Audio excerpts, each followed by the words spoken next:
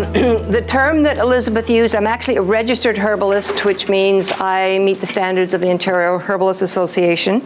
There is information about that out sort of across from where the sink is, and sample teas.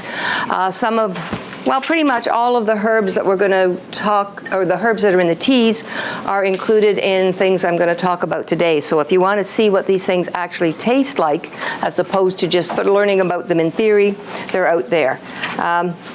For anyone who's a gardener and doesn't want to use just weeds, there's also a Richter's catalog, because I am addicted to Richter's. Have been there once. I'm going to go again this year, and it's a major trip for me. So it's anyway. All right, handouts here. Maybe. Oh well, I don't know how to. I don't want to interrupt the lecture once people come in. So maybe if somebody here, yeah, just that would be here. We'll just pass you that way. That would be lovely. Thank you. No problem. Okay, so. Weeds are probably my favorite of the herbal sources, the plant source of medicine in people. In fact, that was really what got me into herbal medicine. I was dragged on a herb walk, literally. I just didn't think I had time, but I had this nagging sensation in the back of my brain that if I don't go, I'll be sorry, and certainly changed the direction of my life. These things are free, growing under your feet, and they do marvelous things for your health. And we're going to focus on detox with weeds, but we'll then get into a lot of other weeds and a lot of other things that they do to benefit your diet. So we start with the dandelion, the hated, mistreated. Everybody wants to get rid of this dandelion, but it has so many good things to offer to us. Right now, it's just coming into bloom. If you pick those flowers, just right behind the stem of the flower, put them in tea, it has a sweet taste, which is not what you expect from dandelion. Dandelion has a latex, which is can be toxic in large amounts, and it's certainly not pleasant to taste, so we aren't going to be using the latex or the stems.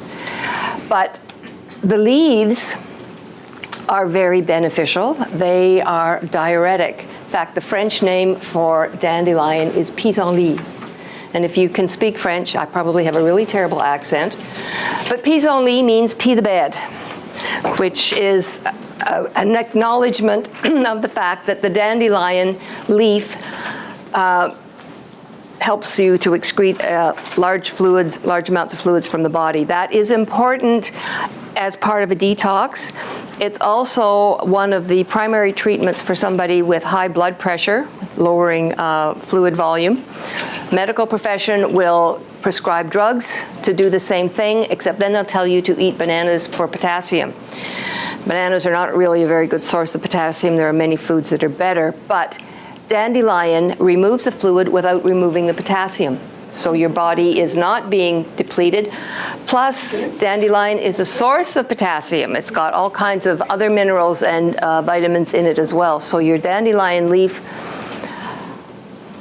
is something you could include in your salads. It does have a bitter taste, and that bitter taste is actually very, very good for you. We as a society have gotten away from bitter food.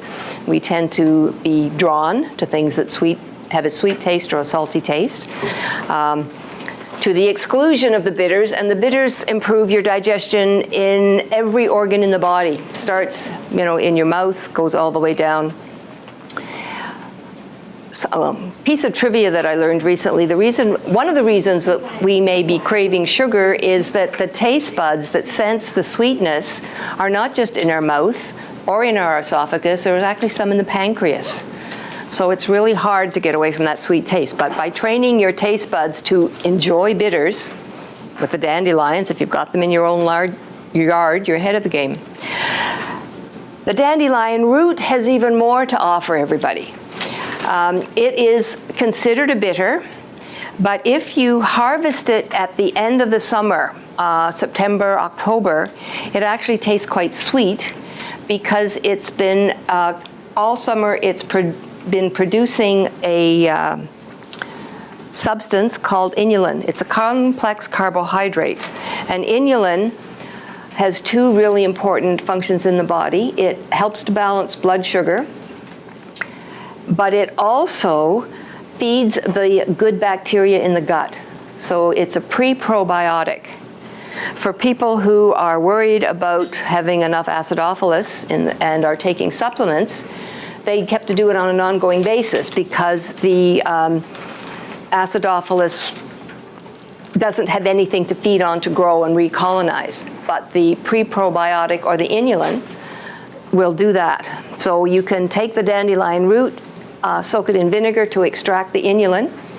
Vinegar is fairly easy to incorporate into your diet, especially if you're eating all those good salads, and you are just every day, without even having to think about it, feeding the good bacteria and again promoting good digestion. If you harvest the dandelion in the spring now, there's not very much inulin in it because the inulin is produced by the dandelion to feed itself. And over the winter in the snow, there is actually some plant activity going on. And so the plant has been using up the inulin that it has produced all through the summer. So in the spring, the dandelion root is very bitter. If you harvest it now, it actually has an anti-inflammatory action in the body related to that bitterness, the chemicals in it that are causing the bitterness. And people can use it to reduce the pain of inflammation, the inflammation and pain of arthritis. There's the dandelion root. Doesn't look very spectacular, but it's kind of close to a human form in that it's got a main part and it's got limbs going out, and that ties into the doctrine of signatures that we see in other plants where you can tell by some attribute of the plant what it will do for human beings. So this is kind of a sign that the dandelion works for all different parts of the body. Cleavers. This is another weed. It grows very prolifically in some places. I actually had to buy the seed to get it in my garden. It has another name called sticky willy because it's got, the flowers are very tiny and then you've got two little balls which actually are burrs.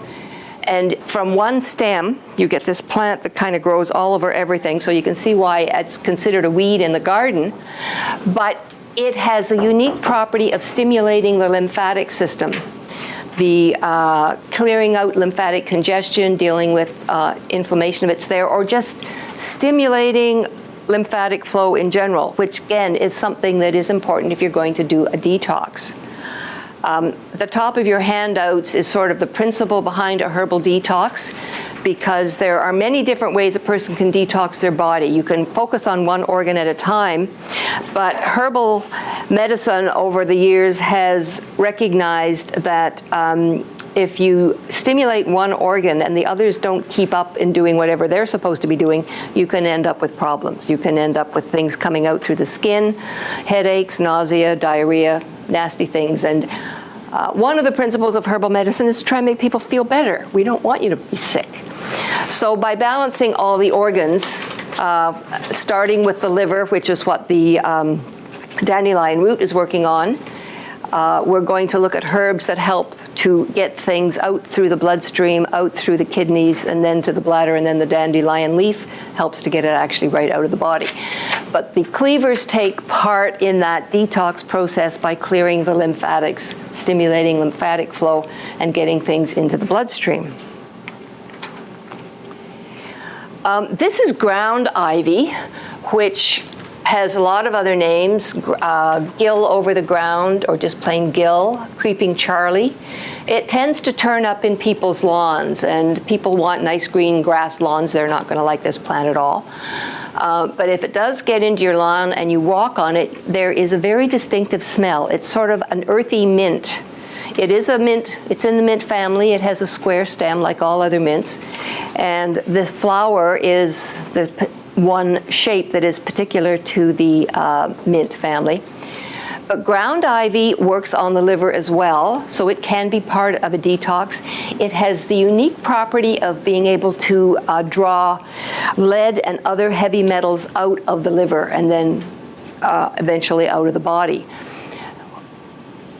It also has a tonic action on the thyroid, and it has a decongestant. Very good for the kind of congestion that gets into your head where you sound funny. That may not sound funny to you, but it certainly sounds funny to me when I'm talking. So congestion that plugs the ears, plugs the throat, the upper respiratory tract, this is a herb that will help to reduce that kind of congestion. So if your detox is focusing on the lungs, this is also going to help. Liver and lungs, it's going to be tonic. This plant is yarrow, and there are a few people in here who have been students in my class, and they know that I like yarrow a lot. I use it in a lot of different things. Has many different functions, but in a detox, its function is as a tonic to the lungs. It has a unique property of tightening the cells, or the outer membrane of cells. So we're looking at the individual cell level, and by tightening those cells in the lungs, it helps to prevent bacteria being able to penetrate into the lungs. So we can use it as a preventative, or we can use it as a tonic, strengthening the lungs. It also has a slightly bitter taste, not unpleasant, although I must admit I do have warped taste buds because I drink a lot of herbal teas all the time. So what I think is not unpleasant might not be what somebody else thinks is not unpleasant. But that gentle bitterness is going to help, again, stimulating the liver, helping the liver to do all the things it's supposed to do. Because the liver's job is to clear all of things, waste metabolites and break down hormones. 360 different functions of the liver, more than I have ever tried to even memorize. So again, What's the name of this? Yarrow. Yarrow, okay. There's no white chalk here, so it means I'm going to have to write with a colored chalk. Actually, it should be on your handout, Yarrow. The flowers are useful too? Oh, yes, it's the aerial part. Sorry, I should explain. Sometimes it is just the leaves of a plant you use, sometimes it's just the flowers, sometimes it's just the roots, but in the case of yarrow, it's everything that's above the ground, which is, we call it the aerial parts. When I'm harvesting in my garden, I can ignore the rules of if I was going out wildcrafting, and I can cut yarrow right down to the ground because it will come back. It's not a plant that's easy to kill. So I've done that, and I hang them to dry. Then I strip the leaves and the flowers off, and that's what I save. The stems are often, they don't have a lot of taste, so don't really need them. Yeah? I didn't catch the name of the previous one. The previous plant, that was ground ivy. Oh, the one I I think that's the name that I put on the handout. Yeah, okay. Okay. Okay, so there's, yes? How tall is this plant? Like, I'm kind of trying to wonder. How tall is yarrow? It's usually about this tall, maybe 2 feet. It is an interesting plant. It tends to, it can grow straight up or it can lean out. I've seen it growing in the city, and it seems to lean towards where the people are. And there's all kinds of mythology and energetics and discussion of plants. And So like there's a plant that's called snowball. This is not that. no, snowball is a shrub. Okay. It's a viburnum. Yeah. Yeah, it's a different plant entirely. This is red clover, which doesn't look particularly red in this photograph. This is part of the problem when you go from on a slideshow, that the light needed to project the picture sometimes fades the color. But there are white marks on the leaves here. These ones are looking more like blotches, but we call it a lozenge because here's your leaf and the center vein, and then your white mark is like this.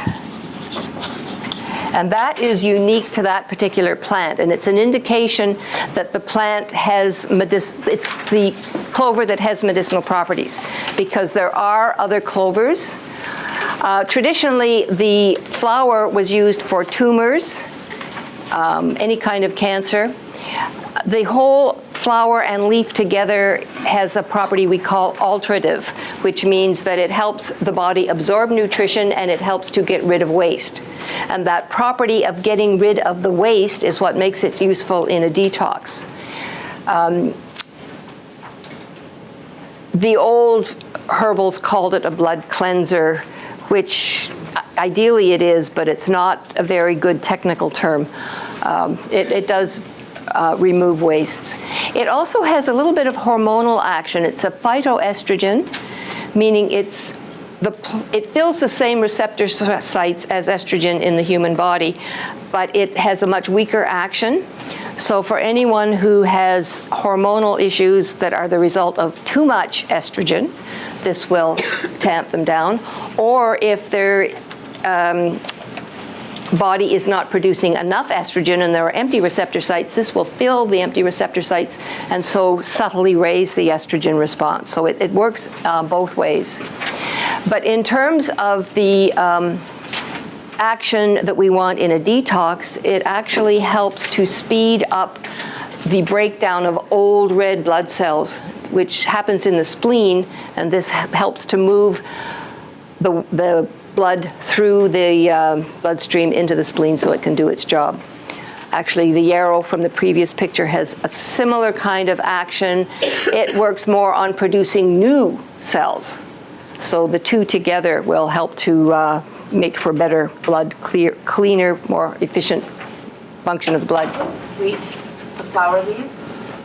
Are the leaves of the red clover sweet? Not really. They just sort of taste green. There is another plant called sweet clover. Flower. A lot of flowers seem sweet if you get them while they still have pollen in them. And depending, if there's a lot of bee activity and you come out after the bees have been there, they won't taste very sweet at all. But yeah, early in the morning they do have a good flavor.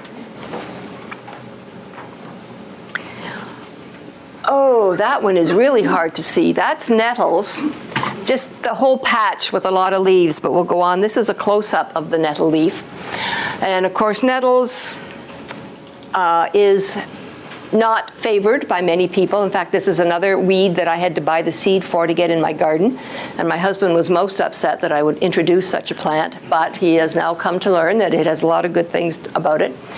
These little fine hairs are what cause the sting. If you brush up against it and you break those open, it has formic acid in it.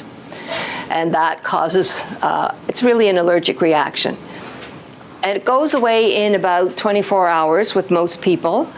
And it was used in the times of the Romans. They would beat these nettles against the body, and that would numb pain.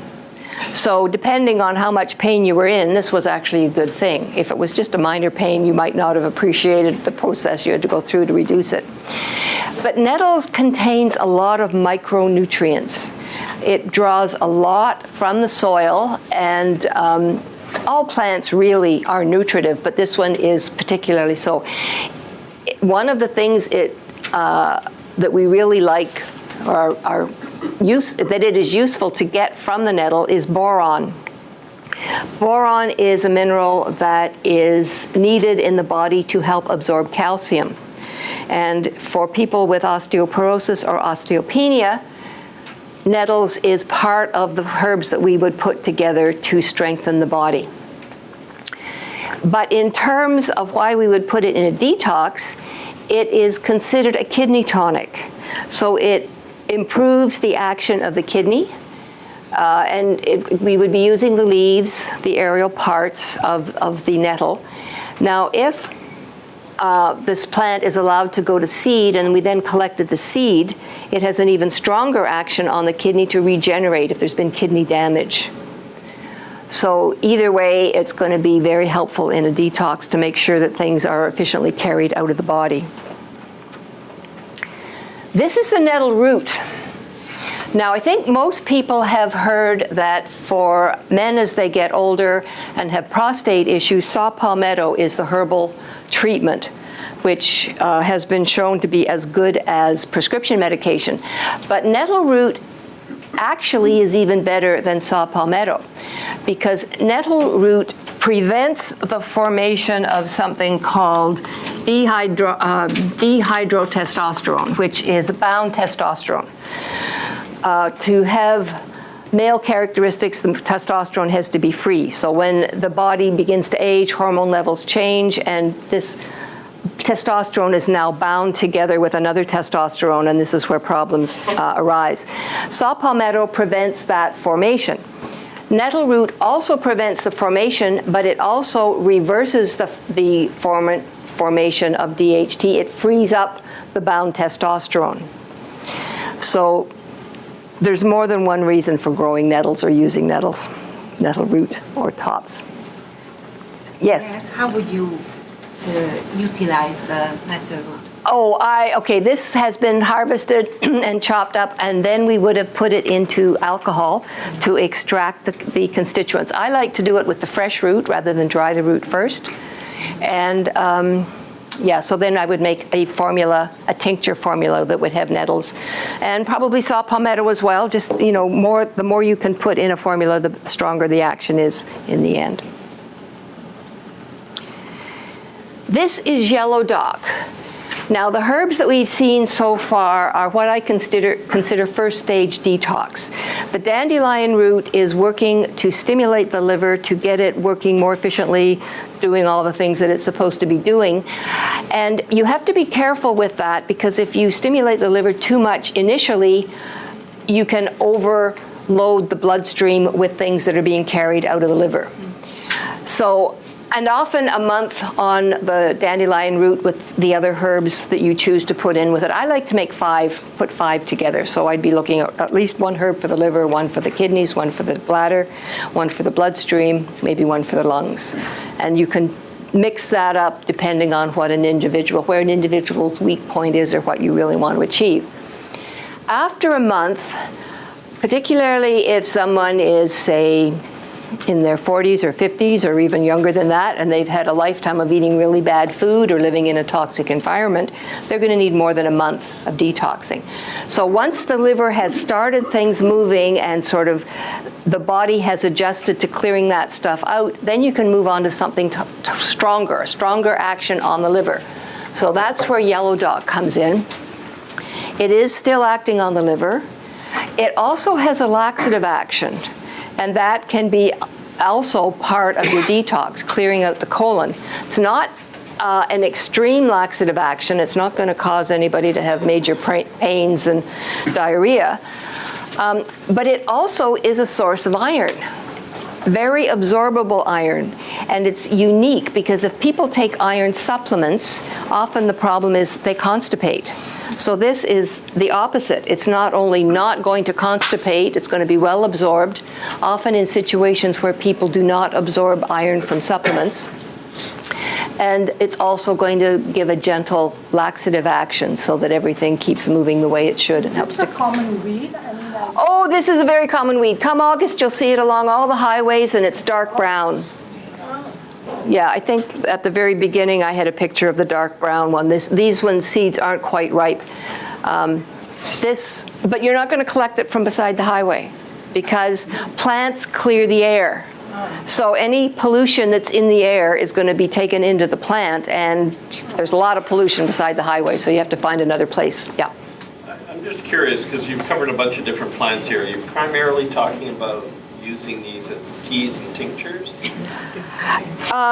All of them could be used in teas.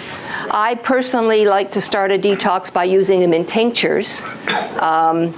You want me to go through the process of making a tincture? No, okay. I was more thinking about what about any of these that you would use fresh? So for example, dandelion root. You can use them fresh. I make my tinctures from the fresh plant. If I'm using them using them in a tea, I would have dried them first.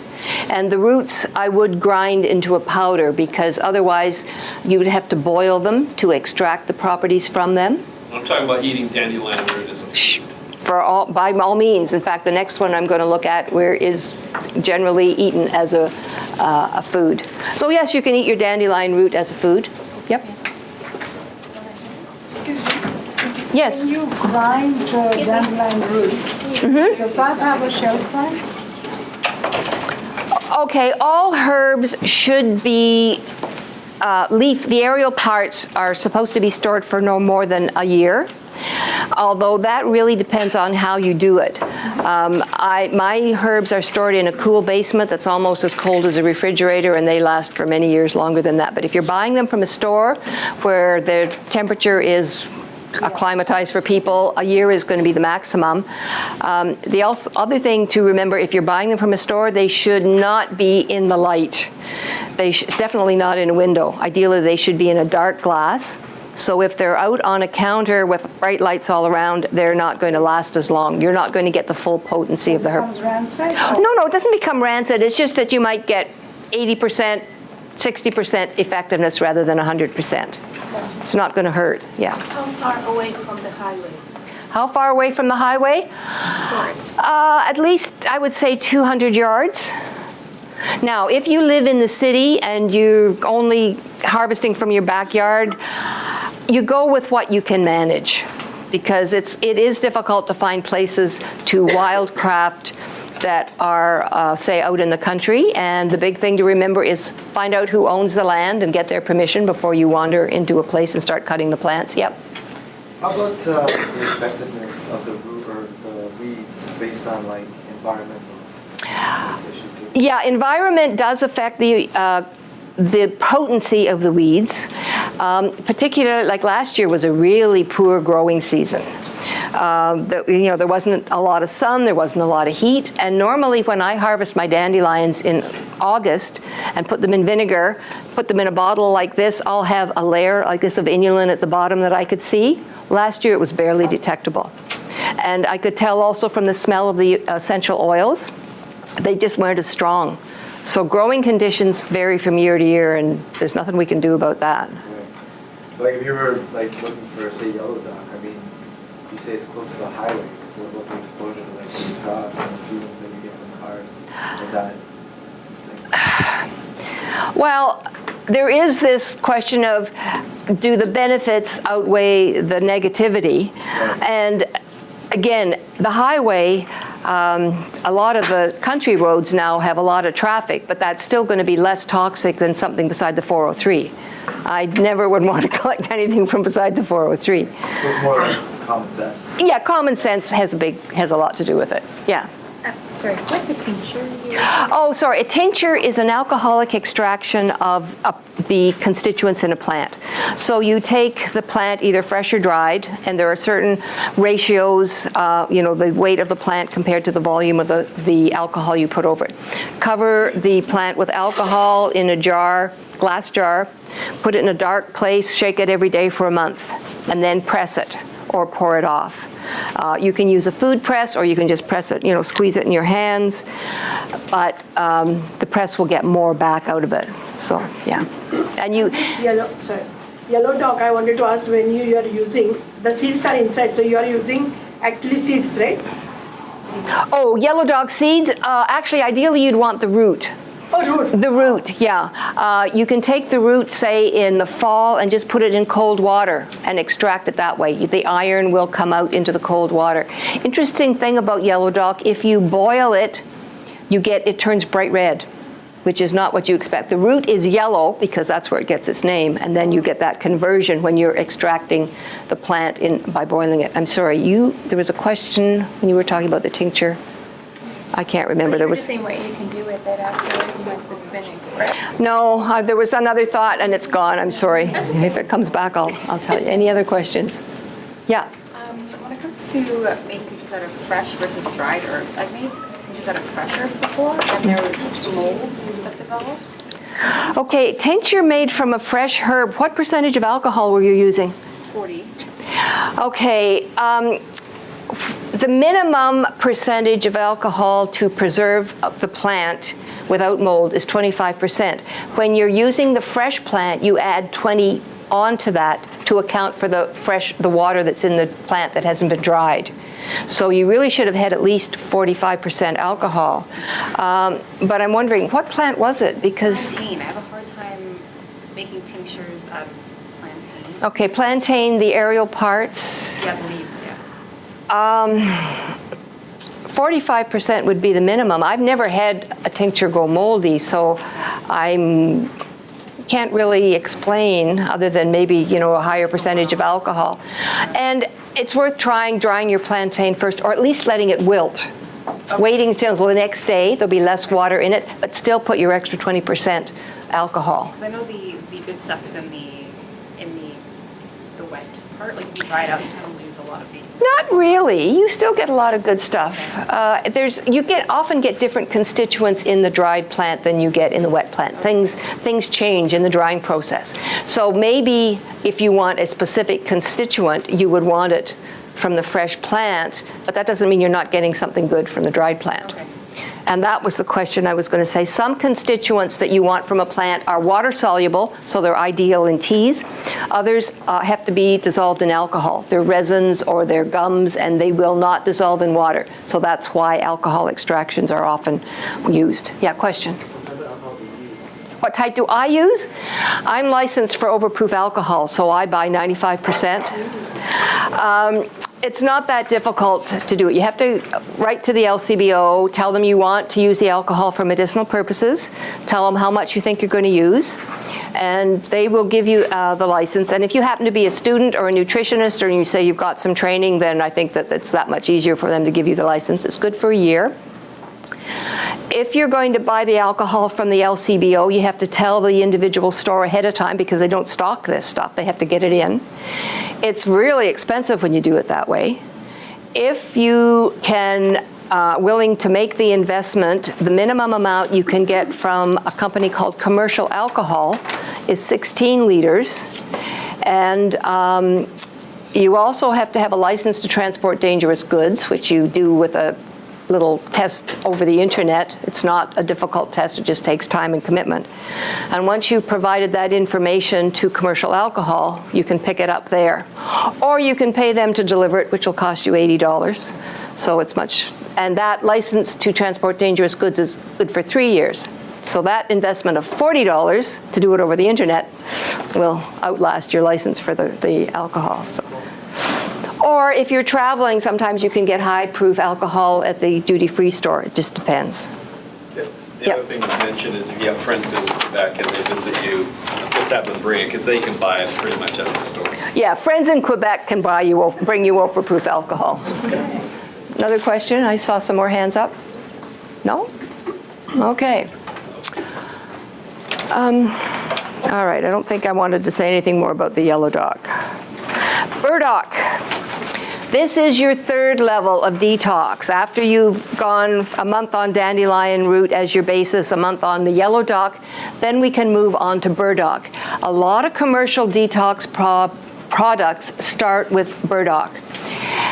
It is so potent that if there's a lot of stuff that has accumulated in the liver that has to be moved, this is when it comes out through the skin or causes headaches or causes nausea or other negative things that can be part of a detox. So it's the burdock root that we use in a detox, and you can buy burdock roots often in the grocery store, certainly in the Chinese grocery store. They're, way long like this. And use them in stir fries, use them in soup. They have a relatively sweet taste because they have a lot of complex carbohydrates in the root. If you really want the bitter part of the root, of the plant, the leaf of burdock is very bitter. It's used in certain cooking recipes, sort of like grape leaves, where you put something that tastes nice in the center and you wrap it in the grape leaf, and it's a combination. And part of that process is the important thing that we should be doing, and that's retraining our taste buds to enjoy bitter tastes. Because when there's sugar in things, you don't really taste what the plant is. It's amazing. Something as simple as spaghetti sauce is entirely different if you make it without sugar. So that, people will appreciate their vegetables a lot more if they get away from wanting it to all taste sugar. And then you don't have to worry about artificial sweeteners. Yeah. Burdock leaves we have fresh now. Can I start eating burdock leaves now? Yeah. For detox with dandelion, etc. The leaves, yeah, okay. The leaves are not as strong as the root. The leaves will, and the thing about the bitter taste stimulating the liver, the bitter is stimulating all the enzymes and juices and hormones that you need for digestion. So it's more balanced. The bitter is more balanced than this something that works strictly on the liver all by itself. And yeah, you'd be okay to have that now. If you're doing a full detox program with either a tea or tincture, you're taking a teaspoon 3 times a day. The tincture is going to be much stronger than the tea, and in either case, it's going to be stronger than what you get in your food. So you're not going to have those same kind of negative reactions when you're doing it in food, because you're combining it with a lot of other substances as well. So you take it with food without? If I'm prescribing a formula for detox, you take it away from food. Excuse me. Either half an hour before you eat or 2 hours after, so it doesn't compete with food. Once you combine it with food and there's that competition, the action is weaker. This is the root. Now, a plant that we grow here, the burdock you see around, is going to have this multiple type of root. It's not the ones that you get in the grocery store that are just one long, thin root. And these are the burrs. I think most people recognize what burdock burrs look like. They probably had a close encounter. And even when they're green like this, I once thought I could go right through a big burdock patch and discovered that those stuck in my hair, and it was not a good experience. But these burrs, taken by themselves, if you infuse them in oil, are very good topically for the skin. Very, just clearing up and making the skin look more uniform and smooth, yeah. Which type of oil would you recommend? Burdock for a boil. It wouldn't be my first choice. I'd be looking. Which type of oil? Oh, oil. Ideally for the skin, you want a light oil like almond oil or grapeseed oil. Yeah. Do you leave it in the sun or not? No, this one you wouldn't put in the sun. There are a few herbs that are specifically put in the sun for an oil extraction, but burdock is not one of them. Yes? And you're using the burrs when they're mature, or using them when they're... No, when they're green like this is the time to cut them to put into the oil extraction, and it's even better if you cut them in half. Actually, even before the purple part shows, because the burr part is the basis for the flower petals. So when it's still green, cut it in half, put it in your oil, whichever oil you choose as a base, and leave it sit. Because it's a cold extraction, I'd probably leave it for at least a month before I started pressing the oil out. Okay. Okay, we're getting away now from strictly detox herbs. This is commonly called Cinquefoil. It's one of a family of plants that are potentillas. They have a lot of different shaped flowers and leaves, but they have an astringent property that is good for digestive issues. People who have irritation in the stomach, particularly diarrhea, or even bleeding, internal bleeding issues. And we have to think about digestion as part of detox, because if the body isn't absorbing nutrients, it's probably not absorbing the herbs that well either, and nothing is as effective if the digestive system isn't working properly. So it's all part of the overall picture. These are other types of potentillas. If you are a gardener, you've probably encountered all of them at some point. This is the plantain. Now, is this the version of plantain you were talking about, or would it be this one with the long, thin leaves? The fatter one. The fatter one, okay. This is greater plantain. It's actually an introduced plant. It's not native to North America. It came with the white man. In fact, the natives called it white man's footprints, because everywhere he went, this plant followed him.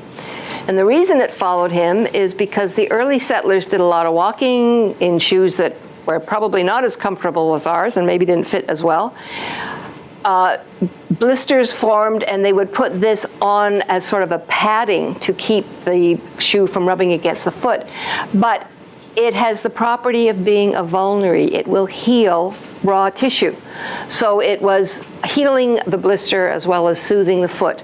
It also had, part of that soothing process is a mucilage property, which again covers up the raw tissue, and it has an anti-inflammatory property.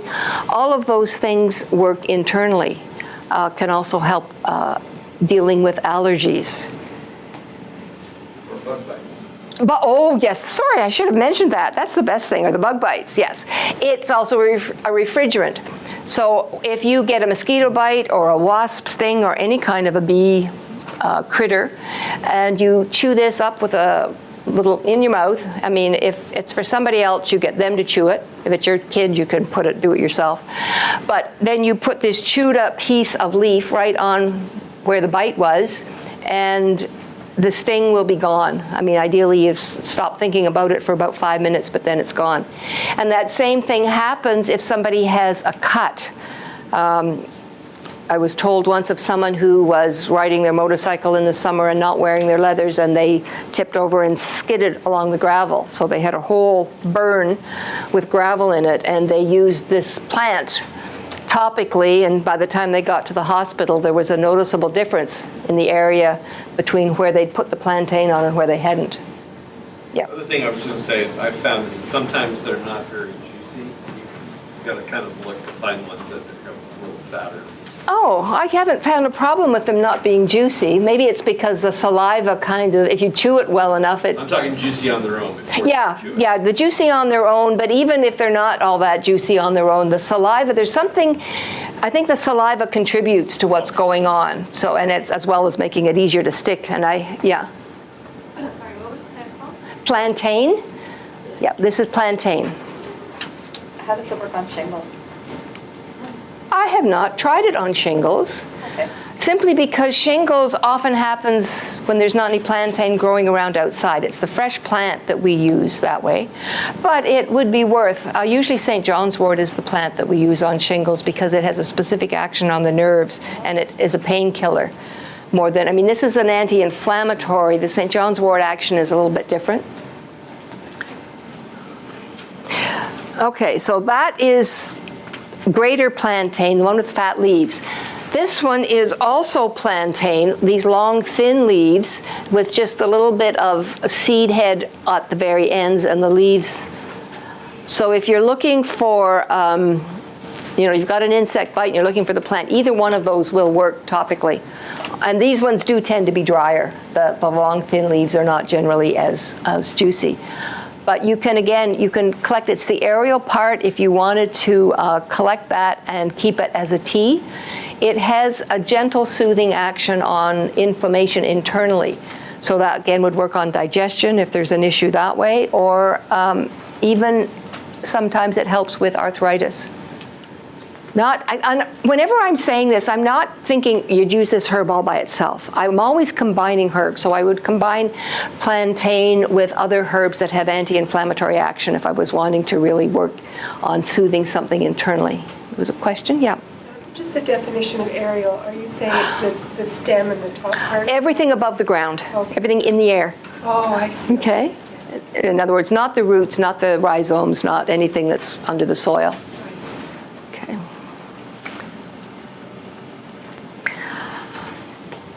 This is more a nutritive plant, but it's kind of a tricky one. It's Oxalis. The common name is wood sorrel, but it has a very nice lemony taste. And on Herb Walks, I'll introduce people to this plant, and suddenly they're scrounging for every single one they can find because they like the taste so well. So it's a nutritive, but it's one you have to be cautious with because it has, the name Oxalis has oxalates, and oxalates can be tricky to digest.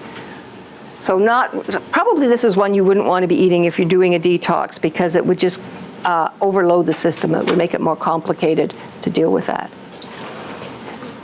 Gardeners will recognize this one. This is purslane, which is one of the highest plant sources of omega-3 fatty acids.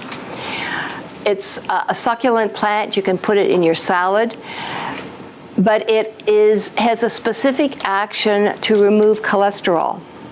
Sorry, what is the name of this one? Purslane. That one is not on your sheet.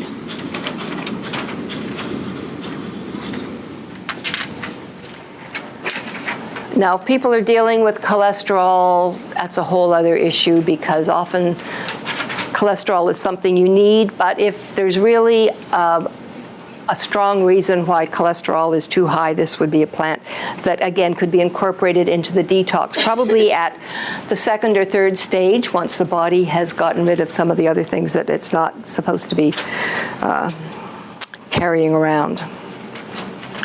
This is grape leaf, not the grape that is used for wine. It's the one that grows wild anytime you may see grapes climbing over a fence. It does have tiny little grapes. They're very sour. You'd have to put an awful lot of sugar with them if you actually wanted to eat them. But it is extremely good as an antioxidant, the leaves. So oxidation is something that is happening all the time in our bodies, particularly after we eat. And antioxidants are things that we should be addressing as a way to prevent damage to the cells, which is really another way of saying aging. Aging is, that's what is happening. This is one of the sample teas that are out that you can try after, or if you want to get up now and go and try it, that's fine too. It does have a slightly sour taste, but again, that's one of the tastes that we've weaned out of our overall preference, food preference. And it's something that we should be, again, retraining the taste buds to appreciate, because sour does have a lot to contribute in terms of good digestion. So other than tea, would you recommend this to use it in a salad to eat or not? These are exactly the leaves that restaurants use if you buy something that's got grape leaves wrapped around it. Okay. Yeah, so you can eat it in any way you'd like. What's the real name? That's the botanical name. Vitis labrusca. What is Grape. Grape, wild grape. Yeah, I was trained in Latin names, and there are sometimes I can't even remember the common names, so sorry if I'm confusing you by putting names up like that. St. John's wort, mentioned that in terms of something that could help with shingles. The reputation St. John's wort has as an antidepressant is relatively recent. Historically, it was used for pain. It was used, it boosts the immune system. It has a lot of other properties in addition to being an antidepressant. Not so much for a detox, but it is very good on sprains, any kind of nerve damage, which is why it helps with shingles. Healing cuts, restoring nerve after if there's been a cut, and the rest of the tissue heals much more easily, but the nerves take a lot longer, and this will support that healing and the reconnecting of nerves when they're cut. Do you use the flower or leaves or both? You can use both, aerial parts again. If you're making the oil, and this is the oil that you would use on shingles topically or on sprains, things like that, you take the flowers and you put them in olive oil and you sit that in the sun. It's the opposite of the way most of the other things we make, we want them kept in the dark. But the sun actually improves the extraction from the flower into the oil.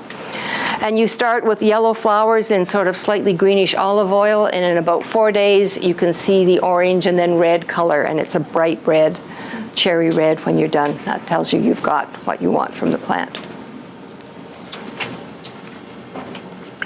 This is mullen. This is the first year mullen plant. This is the second year. This is what it looks like when it's flowers, and that can be 6-7 feet tall, that spike that comes up from the flat part. The flowers, they're made into a sun infusion the same way as the St. John's wort flowers are, but the leaves are tonic for the lungs. So if you happen to have a lot of this plant growing around you and you would prefer to use it in your detox formula, that will work very well, because you can see it better in the previous picture. The leaves are quite soft and furry, and it's not a true doctrine of signatures because it doesn't really say the body isn't soft and furry, but any leaf that has that texture tends to be very tonic for the lungs, and it tends to be what we call mucilaginous. It provides, for lack of a better word, slimy coating. It reduces friction It helps, tissues rub up against each other without causing any pain or that sort of thing. And that is very helpful in the lungs, especially if somebody has a chronic cough. So this would be a way of sort of treating a condition as well as detoxing at the same time. Could you write the name of the ball? Oh, Mullen?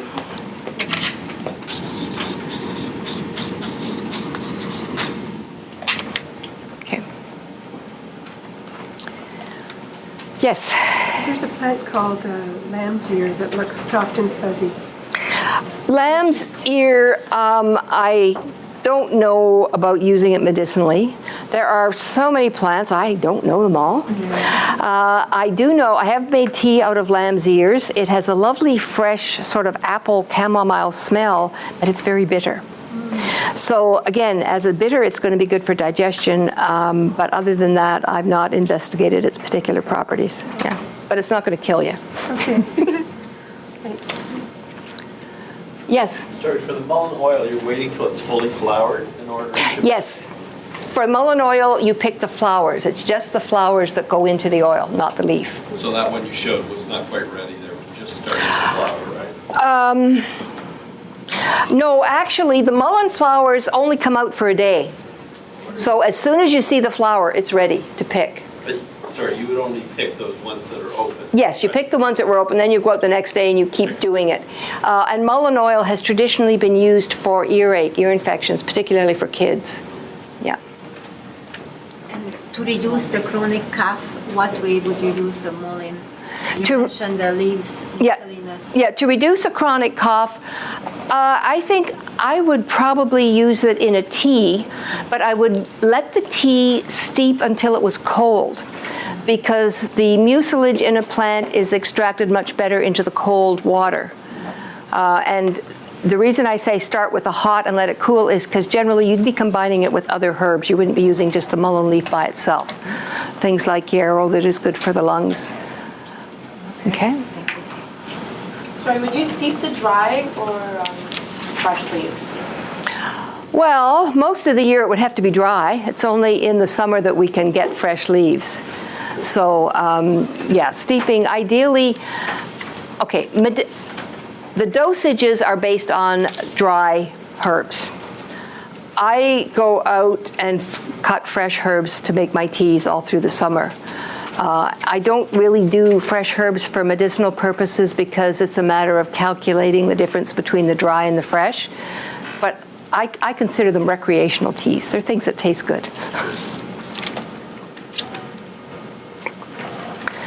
Okay, this again is a first-year plant. This is Motherwort, extremely bitter. And anything that's bitter is going to contribute to a detox, again, because it's improving digestion in general. Now, the leaves are sharply indented. The botanical name of this plant is Leonurus cardiaca. The Leonurus refers to these sharp indentations are like a lion's claw. Somebody thought that was a good reason to name that plant. Second year of the same plant, these leaves have changed their shape. They're much longer and thinner, and the spiky part is much more visible. There are flowers on there. This is another one that's in the mint family. It has a square stem. But it has a very relaxing property, which is useful in a lot of situations, which is the botanical name Leonurus cardiaca. The cardiaca refers to the relaxing action on the heart, which is one of the ways this plant is used. But if when you're doing a detox, you're dealing with an individual who may or may not be yourself, and you feel that this person is maybe dealing with anxiety or stress, or for whatever reason could do with some calming down, this would be a choice of a herb to put in your detox, because it's going to be working on the nervous system. And again, stress is often a part of any problem. So if you can relieve the body of stress, is it time? What time? Oh no, it's 11 o'clock. Okay. I tend to just keep going, so at some point somebody's going to have to tell me to stop. If you can relieve stress, you're going to make the detox more effective. You're going to make probably life in general more happy, calmer. This plant looks a lot like the motherwort, has the closer eye picture of the stem. The mint flowers are all the same, but they tend to grow in a cluster around the base of the stem. It's a different conformation. The leaves are also spiky like motherwort, but this plant is called Bugle Weed. A lot of these pictures were taken in my garden, and this particular plant I got when I was a student, and my instructor brought plants in for us to look at, and she had pulled this one out of High Park. Or rather, the plant that I got to start this particular patch out of High Park. So it's another weed. It is bitter, and so again has similar kinds of actions to the motherwort. It's relaxing, so for the same reasons you might want to put it in a detox. But this has a specific action to lower thyroid function. So it's one you'd have to be careful with. If you have that plant, you wouldn't use it for someone who already had low thyroid function. It's not a good one. So, but if somebody is hyperactive, has a hyperactive thyroid, then yes, you could include it in your detox.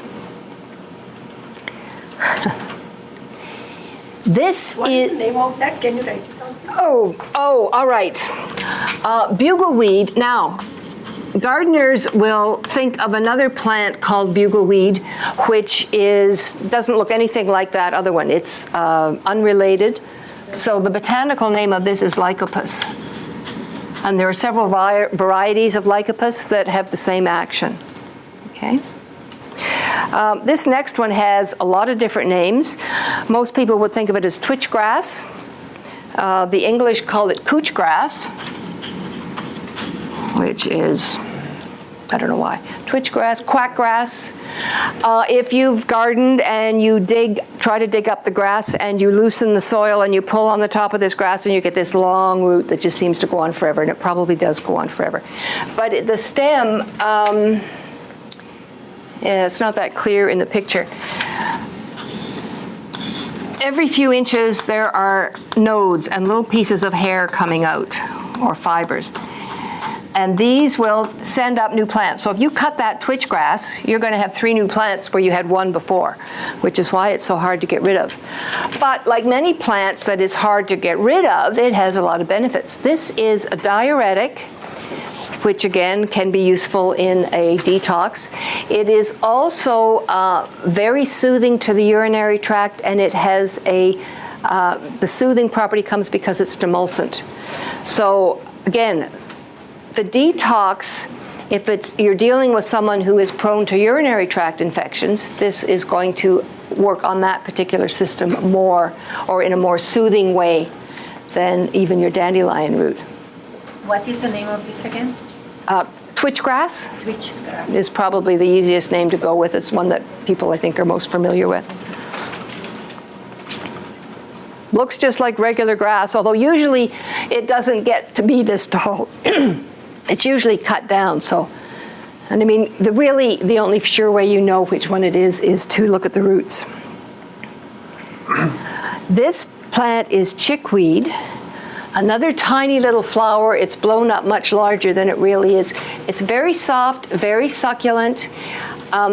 It has a property specific for skin. Has some diuretic action, but soothing to the skin, particularly if there's irritation. It can be used topically, or it can be used in a formula with other herbs if you're doing a detox and skin is something you're concerned about. Of the ones we looked at earlier, Yarrow has a very good action on the skin.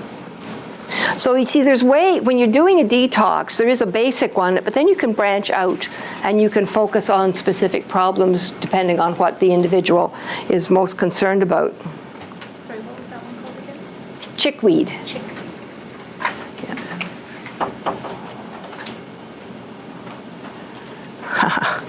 This is a fun one. This one is called Butter and Eggs. Because it's also called wild snapdragon, but you can see the flower here. There's a dark yellow in the middle and there's a light yellow on the outside. So that's the color of or that's the reference to butter and eggs, the deep yellow and the pale yellow. This has another action on the skin. Doesn't taste all that nice, but on the other hand, detoxing is not based on nice taste. It's based on taste that will do something good for your body. So again, if someone is focusing on skin issues, there are a number of herbs you can either combine in your formula or you can use separately, just one of them with some of the other, whichever actions you're looking for. Is there any one plant that is particularly good for acne? The red clover is my first choice for acne. Yarrow is good for acne. Burdock, if you can get up to the 3rd stage, is good for relieving acne.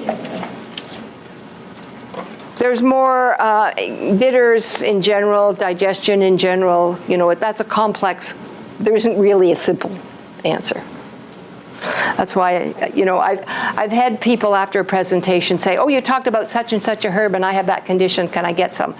Well, it's never that simple and straightforward. There's a lot of combining and a lot of support. The problem is getting a teenager to have that. Actually, no, teenagers are usually the keenest. Yeah, because they're the ones who have to live with the acne and they're desperate to get rid of it. So, yeah. So you said red clover, yarrow, and what did you call it? Nettles is also good. Burdock is good. Basically, anything that's detoxing. Diet is very important. So, yeah. So This the root or the root of this plant? no, for acne, all these you mentioned, yarrow, burdock, just the root of the plant? No, yarrow we use the aerial parts. Burdock we use the root. Red clover we would use the aerial parts. Nettles we would use the aerial parts. So you're using it as detox for acne or tea? Yeah, the detox works in so many different ways, but detox is one of the first things that you think about with acne, yeah. Yeah. Susan, for the red clover and yarrow for acne, are you using it in infusion or tincture, or what's the best way to Whether or not to use those herbs for acne as a tea or a tincture, I usually start off with a tea because in most cases that is enough. But if it's a really stubborn case and we have to go to something stronger, then I would be using the tincture. Yeah. All right, so that's just a close-up of the butter and eggs. It's kind of pretty, but on the other hand, it's a real weed. If you don't want it in your garden, you won't like the way it looks.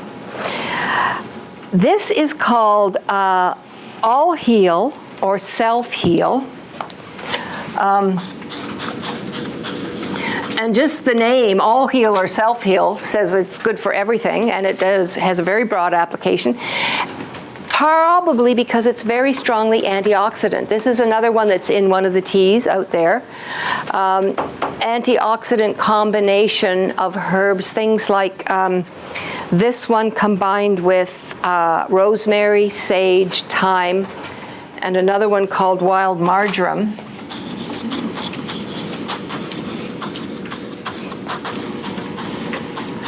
Wild marjoram is the basis or the plant source for oil of oregano. It's much gentler. It's not going to burn your mouth.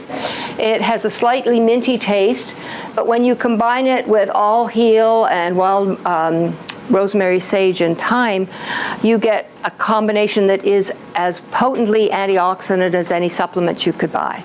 So if you've got these weeds in your garden, you can either make them into a tea or you can grind them up into a powder and sprinkle them on your food. They don't have as strong a seasoning taste as you would expect from the rosemary, sage, and thyme. It's much milder. So, I mean, you could mix it in with a lot of things and probably not even really realize that it was there. And the antioxidant process is supporting the detox process. Again, it's all working together. The body is so complex that anything we do to it is probably going to go way beyond what we are expecting. It's like, take the herbs and let the herbs do their job and don't worry about it. Equal quantities.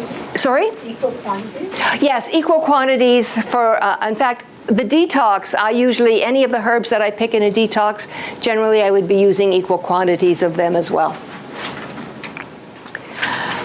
Okay, this is sweet clover, different botanical family entirely than the red clover, has a different action, very pleasant taste. It's lovely in a tea or even in a tincture, because tinctures tend to sort of all blend and all smell alike, but this one still has a sweet smell in the tincture form. Can be either white or yellow. About 10 years or so ago, the international body who is in charge of all of these things said, no, they're not two different plants, we're just going to combine them, give them the same botanical name. The theory is that the yellow is more potent than the white.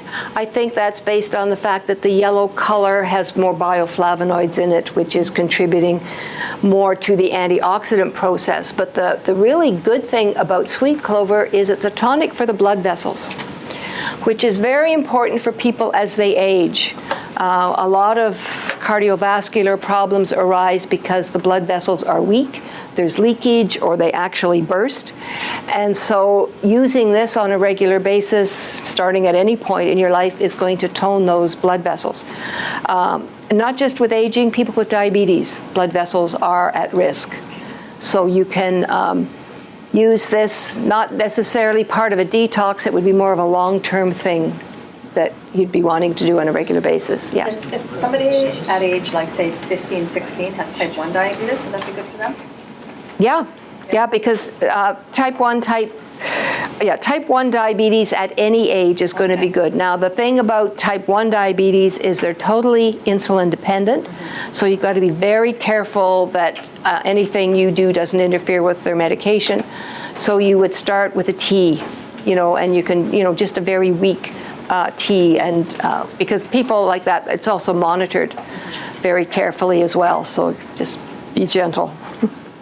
What do you use for making a tea from sweet clover? Sweet clover, you use the aerial parts, and you can get, I had one sweet clover last year that I swear was 7 feet tall. Wow. So from one plant, there was a lot came off, and when we cut that down, it put up a whole lot of side shoots and got a lot more, so yeah. This plant, celandine is the common name. It has it's a bitter, it's a really strong action on the liver.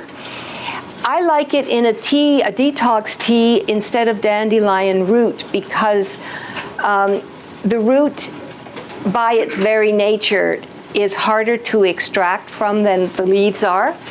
And the celandine, you're going to want me to write that out.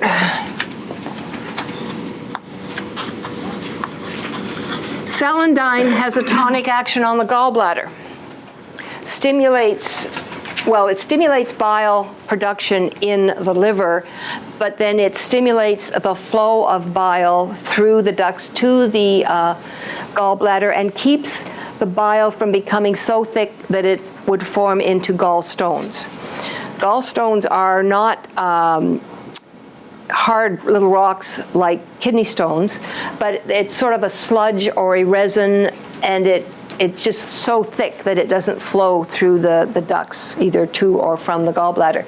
So the celandine is specific to work to improve bile flow through the gallbladder. So again, this is another consideration depending on the individual that you're doing a detox for.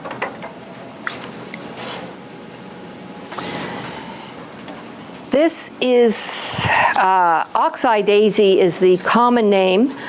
It tends to grow in fields and ditches and wild places. I tend to think of it as a field daisy. It also has a bitter taste, and it has an expectorant action. So this is another one you could choose if the detox is focusing on the lungs, if someone has chronic lung issues.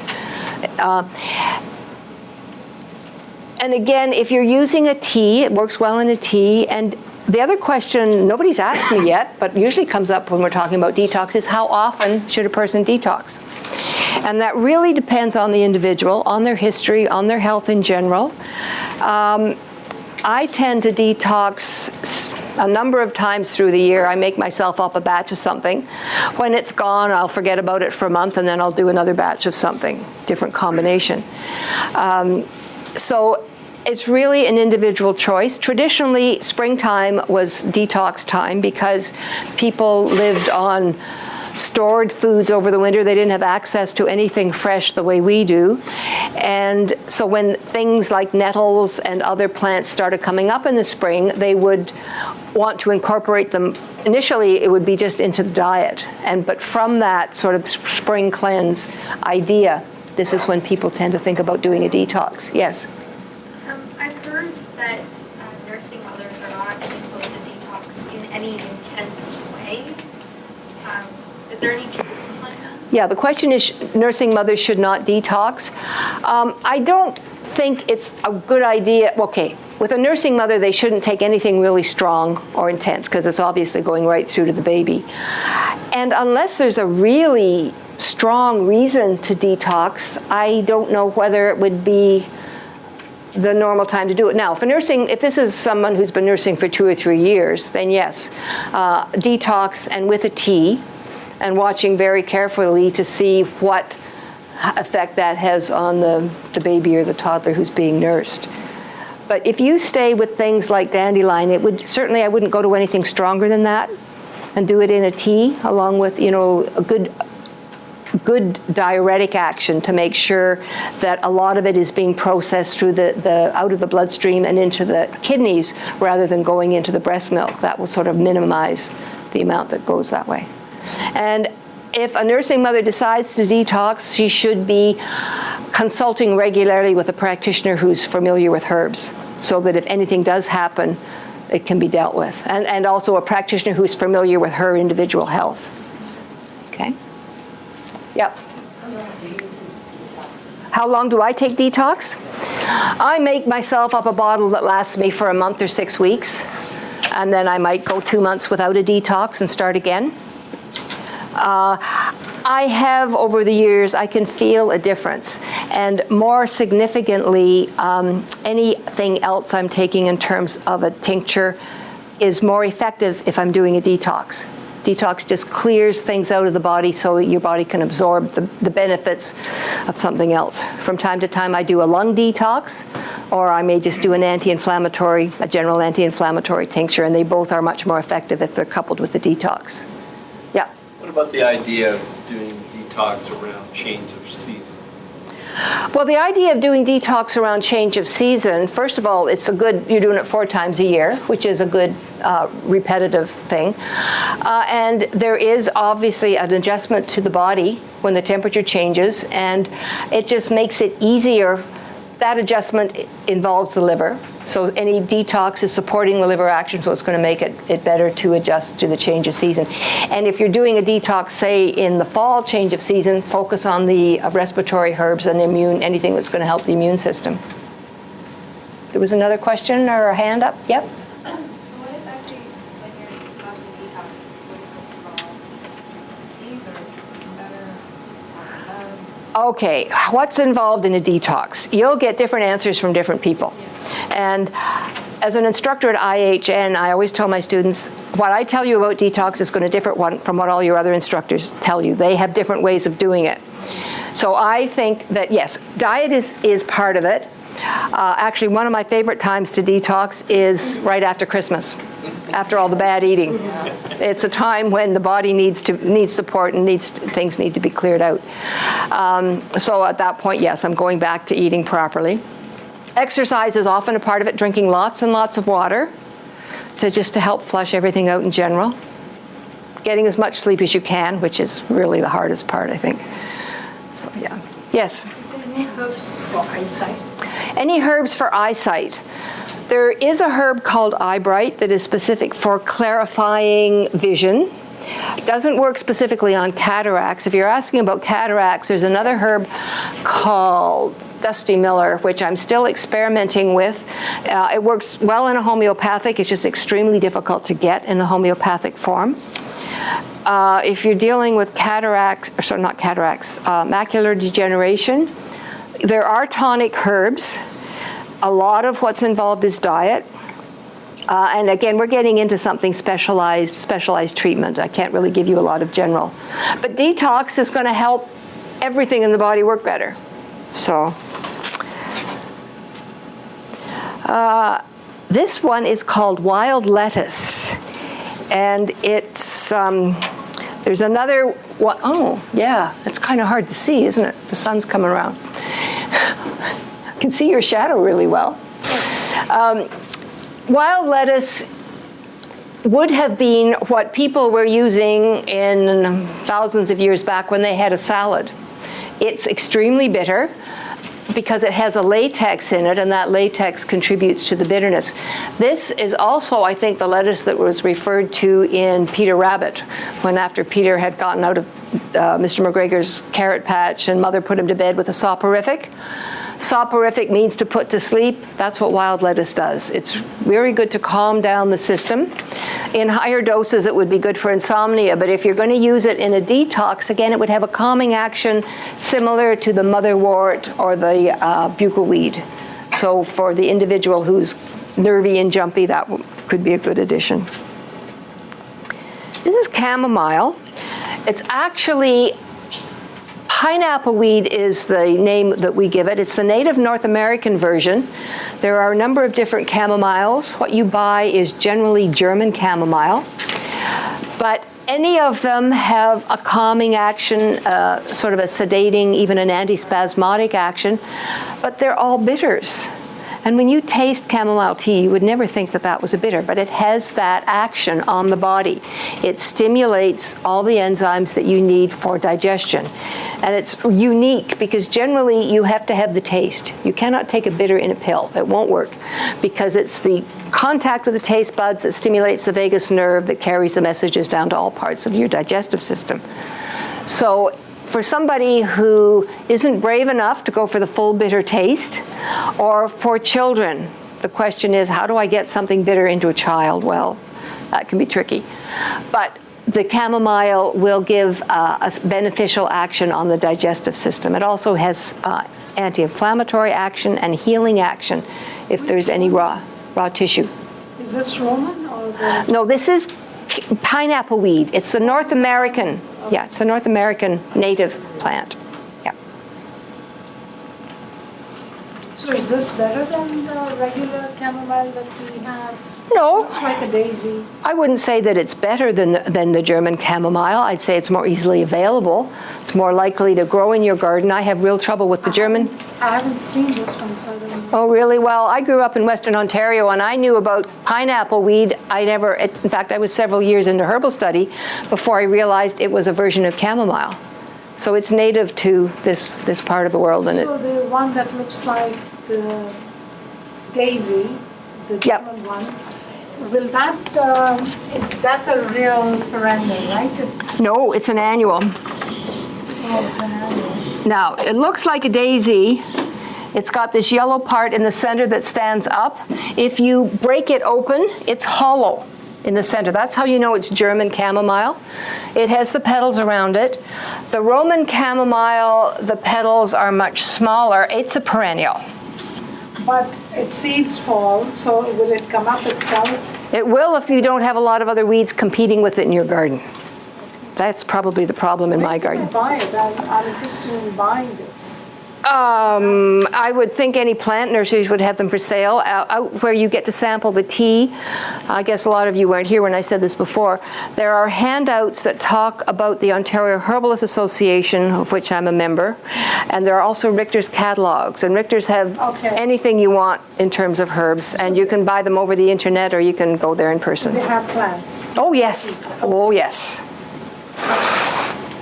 Yeah. I have a question. What you said of good herbs were saliva, like to produce saliva? Any bitter. Any bitter? Any bitter will produce saliva. It starts in the mouth.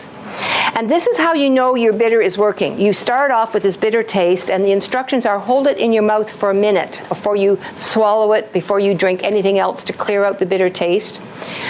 But during that time, that bitter taste will become sweet. And that sweetness is a stimulation of amylase, which digests carbohydrates, starts in the mouth. So when you can taste the amylase in your mouth, you know that the same action is happening all the way down through the digestive tract. That sweetness is a sign that you're getting all the other enzymes and hormones and chemicals you need for good food. So in other words, the Indian vegetable that we have called bitter gourd or bitter lemon. Bitter melon. So you're supposed to eat it as bitter as possible? Yes, bitter melon is another one that's very good for your digestion. It's very good to balance your blood sugar as well. And, okay, to say you want it as bitter as possible, there are sort of degrees of bitterness. And, I mean, some people just want to get their bitterness from food. They don't want to go with anything stronger. From my perspective, if I'm recommending something to somebody, it depends on their overall health. If they have a severe health problem, they need a really strong bitter to get things going, to start the healing process. Once they've been doing that for a while, the healing is probably going on. And also, the bitter taste retrains the body.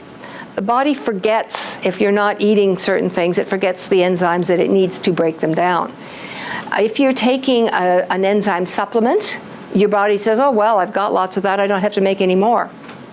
So taking the bitter taste for a period of time will mean that you can then taper off. You don't have to do it forever. So then bitter melon in food is probably going to be as effective as anybody's going to need. So if you made it like in a curried form, is that? Yeah, you could make your bitter melon in a curry or in a stir fry, in a soup. Yep.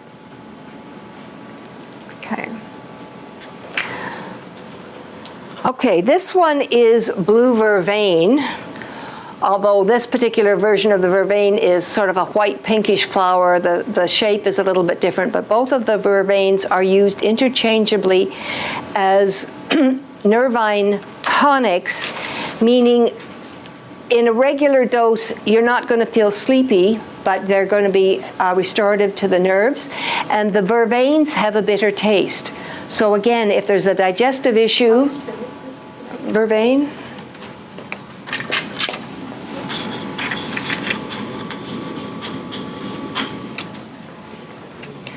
A digestive issue combined with nervousness or stress, you can build that into your detox. Teasel. This is the first year plant down here, and this has thorns on it, even on the leaves. If you touch the leaves on the top, there are thorns. Coming up the stem, there are thorns, and this is the shape most people would think of as a teasel.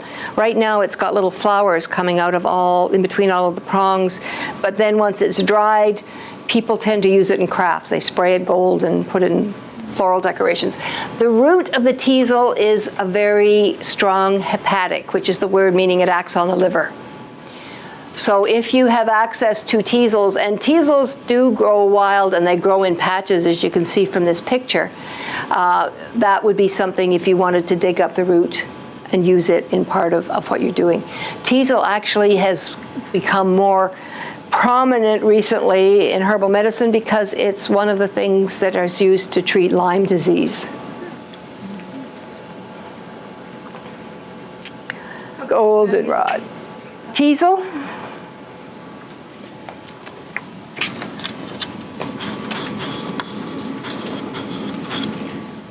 I found a white one.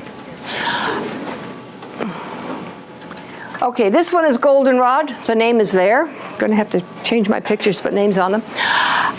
Goldenrod is another one that people are probably very familiar with. You see it all over the place come sort of July, August. Does not cause allergies. It can't cause allergies because the pollen falls to the ground. It's insect pollinated. But aside from that, it's very bitter. So it's going to have tonic action on the digestive system, but it also is tonic for the respiratory system and the urinary system. So you're getting multiple actions if you choose to use goldenrod in whatever formula or whatever combination of herbs you want to put together. It's not going to be very pleasant in a tea once it's dried. When it's fresh, it has a slightly carroty fragrance. Quite honestly, I haven't tried the fresh goldenrod in a tea. I wasn't that brave. But certainly it's readily available, and it's one that has a lot of things to commend it. This is purple loosestrife. I'm here to stand up for the plants. Purple loosestrife also has a lot of benefits, maybe not so much in a detox. It's good for diabetes, and it has benefits for enlarged prostates. So there's reasons for this plant to be used. It's now more or less under control. They, you know, a few years back when they went through and really attacked its invasive areas, then they brought in some natural predators, and so it does turn up again. We're seeing it, but it doesn't seem to be taking over the way it did. Can you write down the name? So what's the name? Sorry. Purple loosestrife.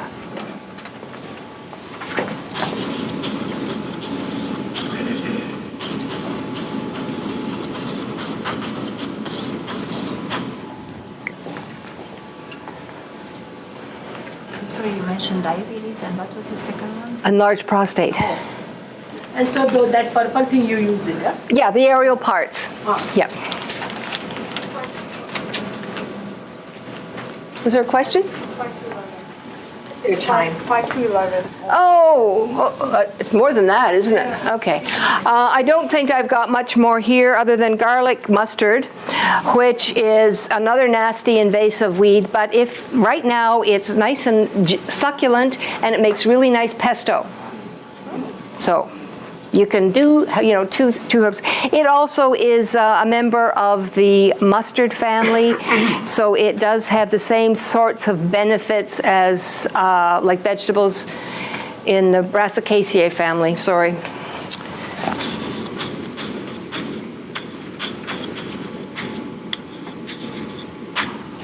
Things like cabbage, Brussels sprouts. What's the other? Broccoli. You know, all of those benefits. This shares similar benefits, so it's worthwhile making the effort to pull up your garlic mustard. I don't know that there's much else. Oh, well, as you can see, we could go on for a long time more, but we haven't got time.